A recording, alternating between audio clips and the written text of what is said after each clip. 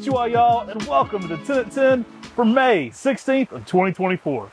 Y'all, I'm Tim. That's my brother Matt. We're MrMaple.com. We're that family mail order business. We ship directly to your door.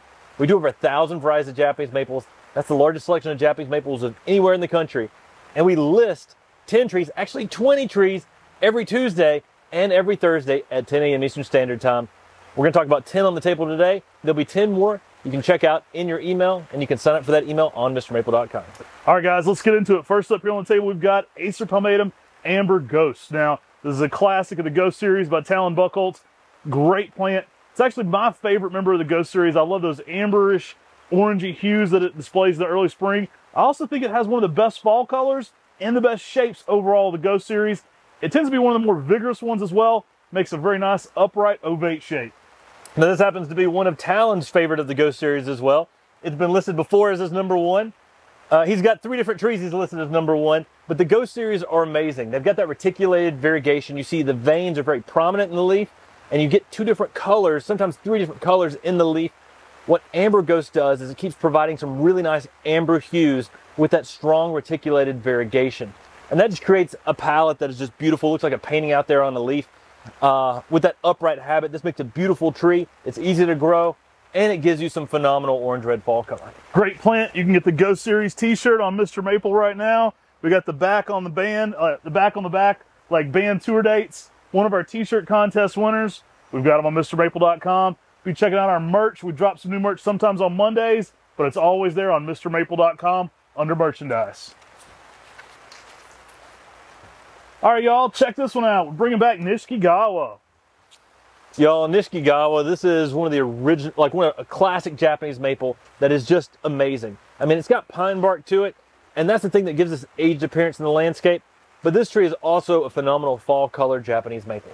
Yeah, fall color's super underrated on this. Very nice for bonsai, obviously. These are grafted. My suggestion for bonsai people is to buy grafted material. Plant that, then create an infinite amount of material from that. You can do rooted cuttings or air layers off of a happier, healthier tree in the landscape. It's going to get bigger, faster, and look better if it's a grafted plant and in the ground. That's going to provide you with infinite content.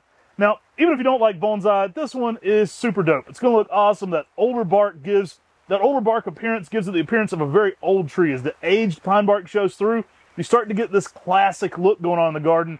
Even a 20-year-old tree gives something just like that, like older feel to the garden. You feel like you're standing next to something that's almost ancient. It has that kind of vibe to it. Makes it really regal. And I think when it hits that fall color, it is exceptional. There's oranges, reds. I've had some purplish colors going on in here. Really shows out in the fall. Underrated for heat tolerance and durability as well. This is one that can go in full sun up to zone 8. Tends to put on about 1 to 1.5 foot of growth a year, so it fills out quite nicely. Absolutely can't say enough nice things about Nishigawa. Yeah, it gives you that summery feel during the spring and the summer, and then when that fall color hits, it's one of the best fall color Japanese maples. We actually did a top 100 fall color Japanese maples, and this one's pretty high on the list. Go check out that podcast. You can listen to that and see where this tree falls. All right, guys, we have our upcoming open house on Memorial Day. That's going to be 8 to 5. Make sure to come visit us. It's going to be a lot of fun. We're going to have a food truck. We're going to have a lot of activities going on here. I think you guys are really going to want to be a part of that. It's going to be a special one this year for sure. Normally, our Memorial Day open house is our biggest event of the year. This year, it's going to be on that Monday for sure, May 27th. Again, it's going to be from 8 a.m. to 5 p.m., hard cutoff at 5. There's a big line of people at the door. We're going to make sure everybody parks again. That worked really good at the last one. We had an April 5th one. And we had everybody come inside the gate, park first, and get a number. We're really going to stress that again so people aren't running in from the gate. Creates a better situation with our neighbors, and it's safer if everybody's parked. So, again, you're going to have to come inside the gate, get a number before you're allowed to shop.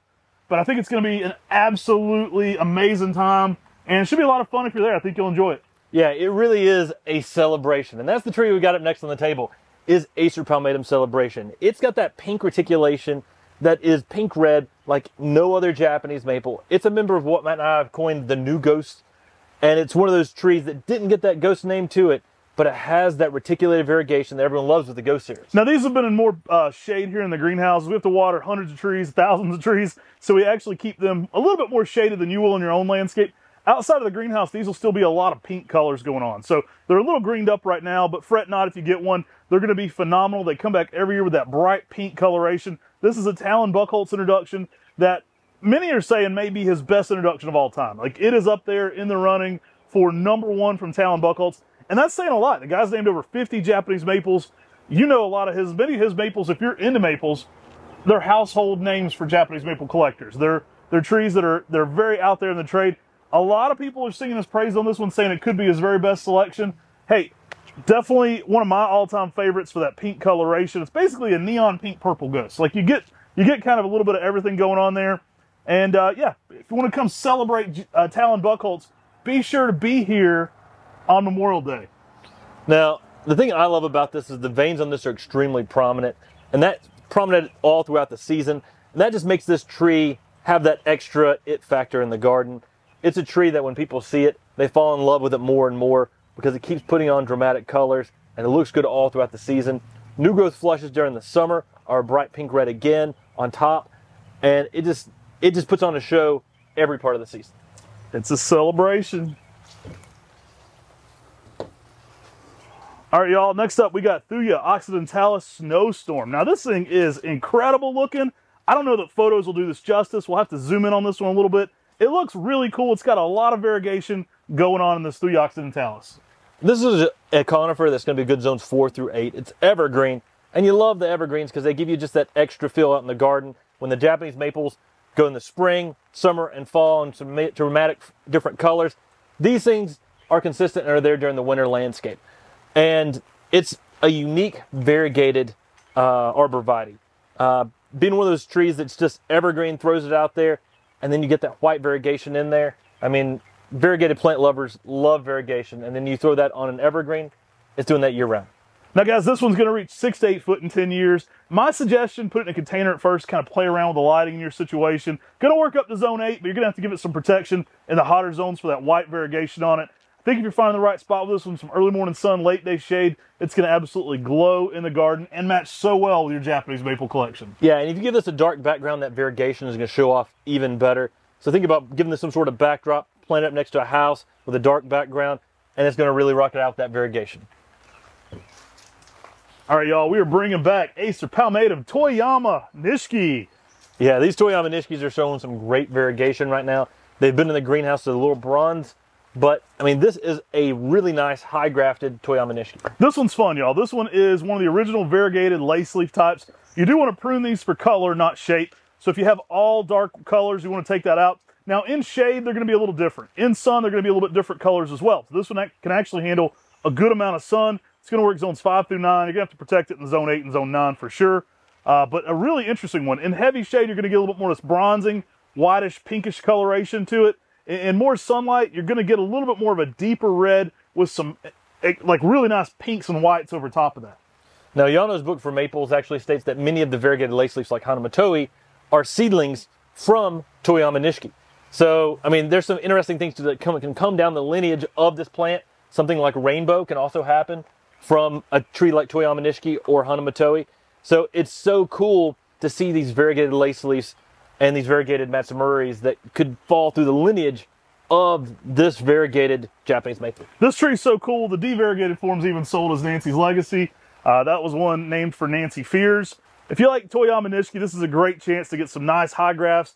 Look great in a big container. They're raised up to about this point right here, so you can kind of get that cascading umbrella down from there. They're going to look amazing in the landscape already, and that raised height gives you some places for some heuchera or some small plants to be planting around there. You know, you don't want to overcrowd a Japanese maple with a lot of root growth, but you can put some cool plants around this height and really accentuate the comparison there. Grab you a Toyama Nishi today.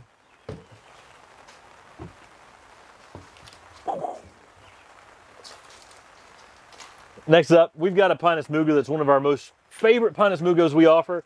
This is Karsten's, sometimes known as Karsten's Winter Gold. Yeah, go check out our video where we walk around and we show our favorite yellow conifers at Buchholz Nursery. Tim goes in search of a Karsten's, and we left in the video, but he walks up and he's like, that's another Karsten's. And he walks up and he goes, that's not a Karsten's. We left that in because it was kind of funny to us. Love this one for its winter coloration. Now, it's a little more green, obviously, during this time of the year. During the winter, this thing is exceptional shades of gold and yellow. Maybe one of the most prominent yellows in the landscape. Yeah, and these will have a little bit of, I'd say like a little bit of bronzing towards the tips of the yellow when it goes from the spring, from the winter to the spring to the summer. But the new growth flushes just flush back out that deep green. going to that yellow during those winter months. It is one of the most yellow conifers that's out there, and being it's a Muga pine, that's the mountain pine, it stays small, dense, and compact, so it fits in a lot of spaces and gives you a big impact with that yellow. So these are going to work zones 5 through zone 8, and just a great plant, typically at 3 to 4 feet, even in 10 years, equally as wide, nice, dense, full canopy to it, real more of a dense kind of globular shape to it.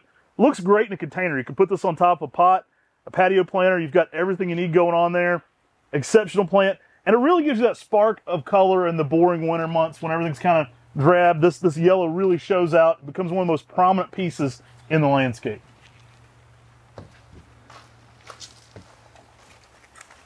All right, let's bring back Acer Pomatum Butterfly. Yeah, this is a classic, and it's one of the most white Japanese maples that's out there. I mean, it has a white margin variegation, and sometimes in the landscape, a mature tree can actually get solid white spots all across the tree where entire sections of the leaves, entire leaves and sections of those leaves are pure white. Guys, Butterfly is an exceptional plant. I love variegated Japanese maples. This one's a nice compact form, looks great in a container. You want to give this one protection from the hot afternoon sun. We do get by with it in full sun here in zone 6B in western North Carolina, but for most people, they're going to need to give it a little bit of protection. You can get some really interesting pink hues, and giving it more shade, it does get more of those overall white tones to it. I love its cream on mint coloration. That's really what Butterfly is known for, is that minty green kind of color and that creamy variegation. Kind of nice in the fall too. You can get a red on that with a pink border, so it really shows out then. Love Butterfly for a big container. You know, if you're giving it some shade, it looks great even in hotter places. There's some exceptional specimens of this at the Riverbank Zoo Gardens we were just filming at. So a really fun plant to be growing. And again, animal names are easy ways to get kids into Japanese maples. So for us, we grow Butterfly in full sun here in western North Carolina. We've got some beautiful specimens at Maplewood Gardens. One thing I do recommend is avoiding heavy amounts of nitrogen in your fertilizer. If you do fertilize heavily, you will get green reversions that will pop up across the plant and you will need to prune out. So stay away from the fertilizers with Butterfly, and this tree is going to be a beautiful tree in the landscape. Awesome tree, love it. Grab you a Butterfly today on Mr. Maple. From Butterfly to American, guys, we're bringing back Ginkgo biloba American. A lot of people's favorite ginkgo. If we did top 5 ginkgos, I think this one would show up pretty frequently. Introduction by Peter Vergelt, named after his wife American. Absolutely exceptional tree. For my money, maybe one of the best dwarf ginkgos because you get that density, you get a real bubbly appearance, looks great in a container, and just overall durability is just through the roof. These are going to work zones 3 through 9. It's slow growing, and it's disease resistant, salt resistant, pollution resistant. You've heard us say all the accolades of ginkgos. Well, you get all that in a much smaller setting here with Ginkgo biloba American. One thing I do recommend is making sure that you're giving your ginkgos enough sunlight. If you give them more sunlight, they're actually going to be nice, full, and dense, and they'll get a really nice, strong root structure and be very vigorous. Even being a dwarf, it's going to make this nice, perfectly rounded, symmetrical shape, being American, in more sunlight. If you grow this in more shade, it will be a little more sparse. It's still a hardy tree, can grow in many different circumstances, but give your ginkgos lime and allows them to get established in the landscape, take up water, nutrients more efficiently, and you're going to have a perfect little ball of green in the spring and the summer, and then when the fall hits and it's yellow, it steals the show in the fall. Excellent plants, y'all.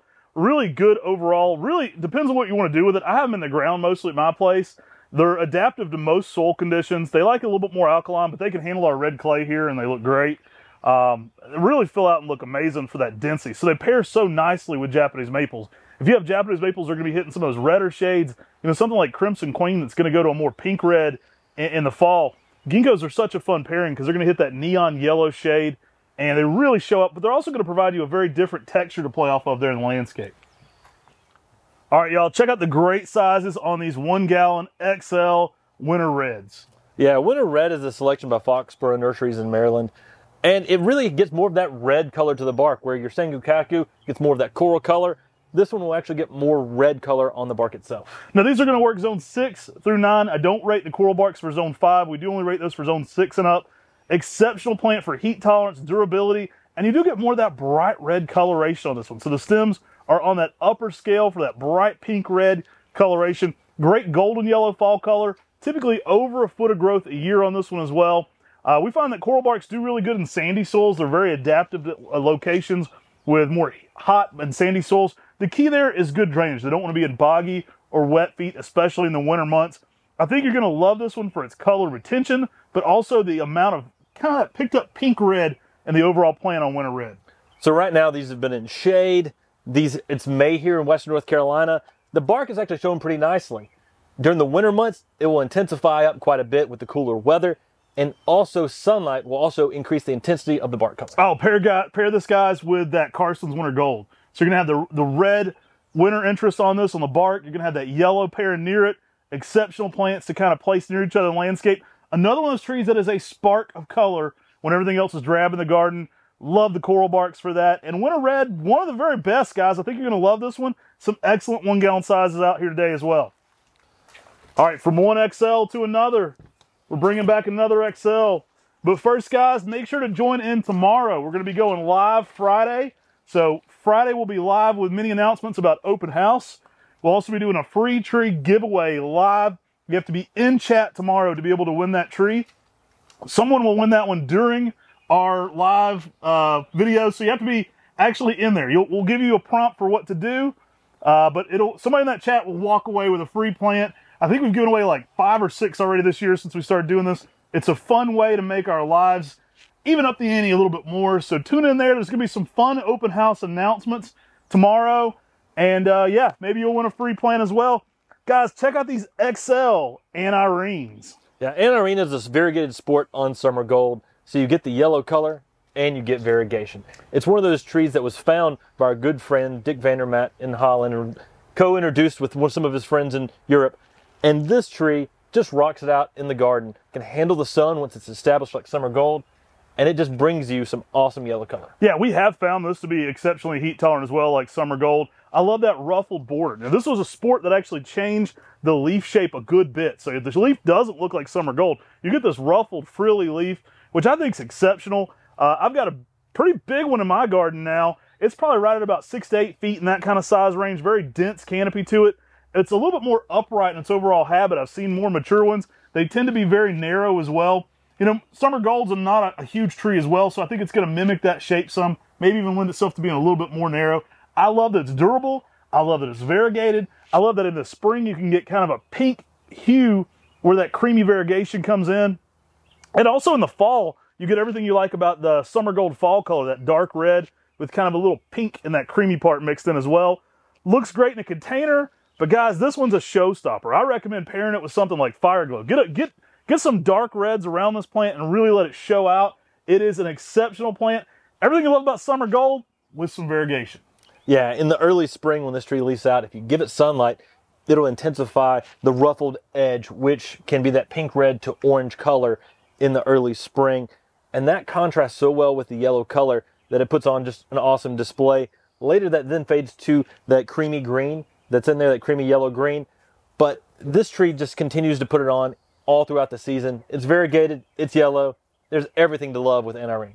All right, y'all, I hope to see you in that chat tomorrow. If not, I really hope to see you at our upcoming Memorial Day open house. I think you're going to really enjoy that. Stay tuned tomorrow at 9 a.m. Eastern for our announcement video. We'll be talking about different things going on at open house, instructions for it, maybe even talk about some cool plants that are going to be listing for the first time, or that'll be made exclusives for open house during that live video, as well as giving away a free plant. I don't think you're going to want to miss that. You don't have to be here Memorial Day to win the live plant. So everybody that tunes in that's a U.S. citizen and inside the United States has a chance to win that free plant. I think you want to be part of that, guys. Take care. God bless. And have a great day.